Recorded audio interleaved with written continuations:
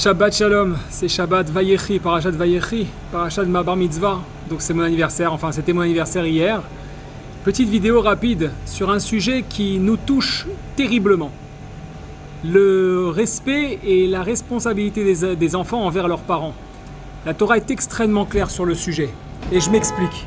On peut penser, en tant qu'enfant, que nous avons une responsabilité quelque part sur le rôle et sur les actions de nos parents. Et surtout aujourd'hui, dans nos générations, on a tendance à se mêler de nos parents et de se dire que ce qu'ils font, on commence à juger leurs actions.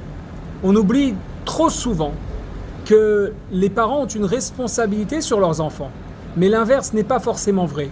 Je veux dire par là que les parents ont une responsabilité de rendre leurs enfants indépendants, responsables et capables de pouvoir relever les défis de ce monde, les difficultés. Tout à l'heure, j'étais avec un ami qui m'a motivé à faire une vidéo juste avant Shabbat. Shmuel, je le remercie déjà. On pense que nous avons une responsabilité et il m'a donné cet exemple en me disant la brindille ou la branche ou même l'arbre qui subit le vent, qu'est-ce qu'elle fait? En fait, elle s'allonge, elle se durcit. L'épreuve, c'est comme le vent face à cet arbre ou à cette brindille qui reçoit l'épreuve de la vie. Lorsque la vie nous impacte, elle nous endurcit, elle nous permet de devenir plus forts.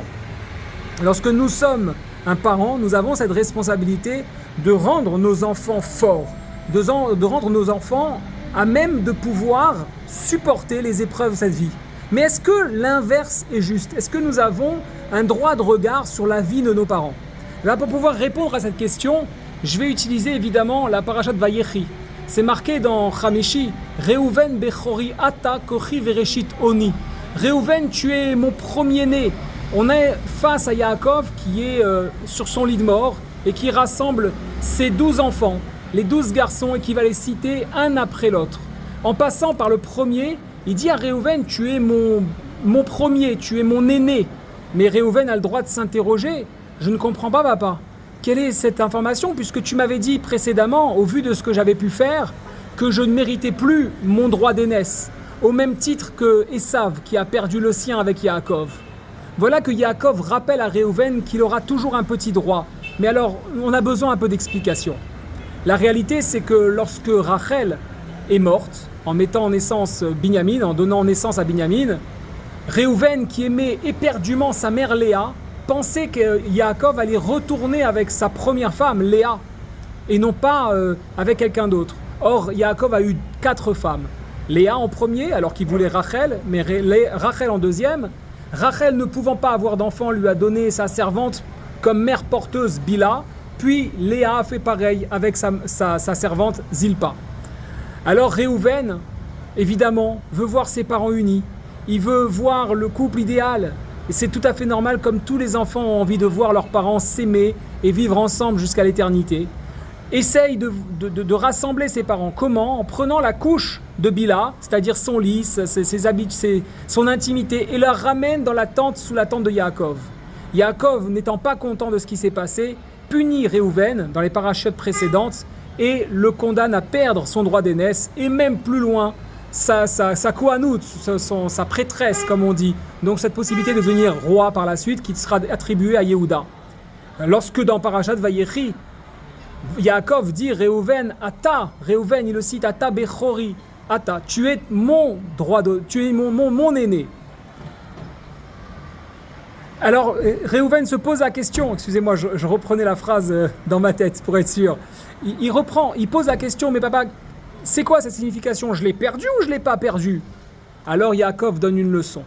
Il lui dit, quand tu as fait ce que tu as fait avec Bila, tu as non seulement jugé mes actions en pensant que ce que ton père faisait mal et ça ne te concernait pas, mais en plus de ça, tu as considéré que les preuves que Dieu me donnait avec Rachel et de ce que j'aurais dû en tirer comme enseignement entre le Créateur du monde qui me donne les épreuves comme il nous les donne à nous tous et moi-même, tu as considéré que même lui il faisait quelque chose qui n'était pas forcément positif. Alors je t'ai puni pour ça, je t'ai corrigé. Mais sache, aujourd'hui que je suis sur mon lit de mort, cette responsabilité de droit d'aînesse, tu es en mesure de la récupérer.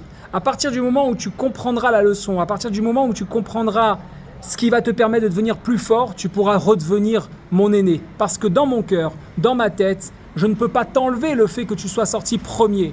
Et comme ton nom l'indique, Réou Ben, voyez tous que je suis différent, moi, Réhouven, c'est pour ça que ta mère Léa t'a donné ce nom, tu es différent de celui qui a déjà perdu son droit d'aînesse, à savoir Esav, qui non seulement l'a vendu, mais a fait preuve de mauvaise foi et allé jusqu'à vouloir me tuer. Toi, je te l'ai enlevé par injustice, parce que ça ne s'enlève pas et personne ne peut l'enlever, et tu l'as accepté jusqu'à protéger ton frère Yosef en évitant qu'il soit tué. Alors aujourd'hui, je te le dis, qu'à partir du moment où tu seras méritant, tu pourras la récupérer. C'est un enseignement à prendre pour nous tous, nous qui sommes parents, mais qui sommes aussi les enfants d'eux, et nous serons toujours les enfants d'eux. Le choix de nos parents, les décisions de nos parents, les actions de nos parents ne nous regardent pas. Nous devons continuer à aller de l'avant et garder ce kiboud avaim, ce respect que nous menons, quelles que soient leurs décisions, quelle que soit leur histoire, quelles que soient leurs actions, nous nous concentrons sur notre focus à nous de comment aller de l'avant. Shabbat Shalom.